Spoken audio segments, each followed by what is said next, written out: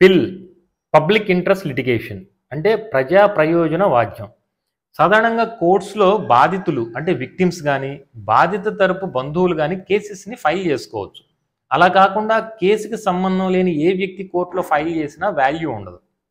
కానీ కొన్ని సందర్భాల్లో ఆర్టికల్ 226 ప్రకారం హైకోర్టులో, ఆర్టికల్ 32 ప్రకారం సుప్రీం కోర్టులో ఏ వ్యక్తి అయినా సరే ప్రజా ప్రయోజనాల దృష్ట్యా కోర్ట్స్‌లో పబ్లిక్ ఇంట్రెస్ట్ లిటిగేషన్‌ని అడ్వకేట్స్ ద్వారా ఫైల్ చేసుకోవచ్చు.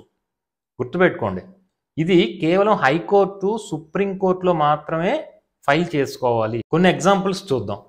వెట్టి చాకిరీ గురించి, నిర్లక్ష్యం చేయబడ్డ బాలలు, బాల కార్మిక వ్యవస్థ గురించి, వరకట్న సమస్యలు, గృహహింస సమస్యలు, స్త్రీలపై జరుగుతున్న అత్యాచారాలు, పోలీస్ స్టేషన్లో జరుగుతున్న లాకప్ డెత్స్, అలానే పర్యావరణ కాలుష్యం, అలానే ఆహార కల్తీ, మత కలహాలు, దీంతోపాటు బలహీన వర్గాలు, ఎస్సీ, ఎస్టీ కమ్యూనిటీస్ మీద జరుగుతున్న దాడులు, ప్రభుత్వ శాఖల పనితీరు సరిగా లేకపోయినా ఇలాగా అనేక అంశాల మీద పిల్ని ఫైల్ చేసుకోవచ్చు.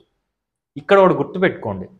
వ్యక్తి స్వలాభం లేకుండా సమాజ శ్రేయస్సు కోసమే పిల్ దాఖలు చేశాడు అని హైకోర్టు కానీ సుప్రీంకోర్టు కానీ నమ్మాలి. అప్పుడు మాత్రమే ఆ పిల్ని ఎంటర్టైన్ చేస్తాయి. Thank you.